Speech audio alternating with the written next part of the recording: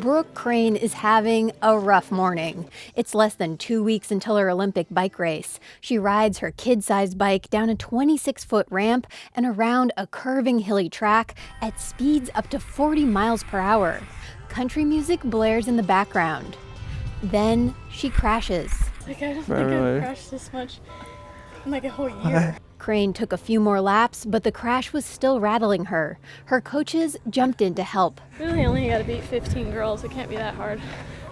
I wouldn't even say that. I wouldn't even say you have to beat anybody. It's really just like when you show up, you bring all of who you are on that gate, and when you execute at your best ability, it's a non-issue who you beat. Crane is from Visalia and has been riding bicycle motocross or BMX since she was 6 years old. Now she's 23 and a favorite to win a medal in Rio. I couldn't imagine life without it, but at the same time, like I've never gotten on the gate where I don't have a little bit of fear and, inside. After that starting gate, Crane races around a dirt track with 7 other women. They fly off 40-foot jumps and around steep banked turns. BMX racing, it's not a mellow sport, There's no rules. Like you can hit somebody on the track and ruin somebody's day. There's been lots of people who they crash and they're out for months at a time. Crane competed in the 2012 Olympics and crashed. She came in last. But now she's training not just her body. Mental in our sport is, I would literally say, 90% of the game. It's you against yourself, really.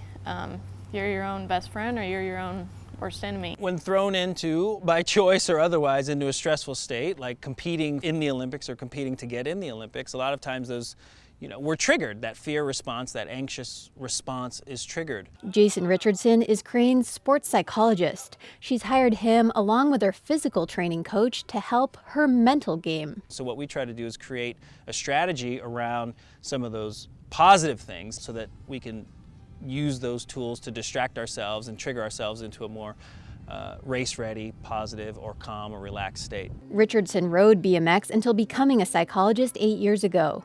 He says simple physical triggers cue the brains of athletes so they know when it's time to perform. I actually take them through almost kind of like it's almost like a meditative walkthrough, but they'll say something like, oh my gosh, I noticed that I was gritting my teeth really hard, or before I got in the starting blocks or on the starting gate, I would crack my knuckles or something like that. And so what we do is we take those behaviors and I try to link those up mentally with that positive outcome. One of Crane's exercises is what's called getting into character.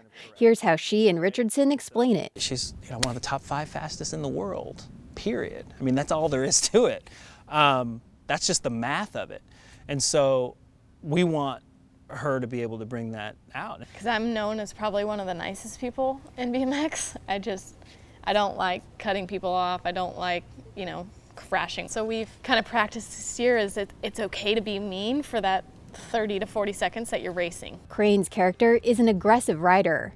It's a role she reminds herself to play. You pump yourself up, whether it's flexing or grinding your teeth or jumping up and down, yelling, whatever it is that you do, like everybody's different. Crane's first race in Rio will be on Wednesday. When she climbs the stairs to the starting gate, she'll be in character. What will she be thinking? Something to calm me down. Probably think about my bulldog and maybe just play a song in my head. Just like in her practices, she says the song will likely be country. Claire Trageser, KPBS News.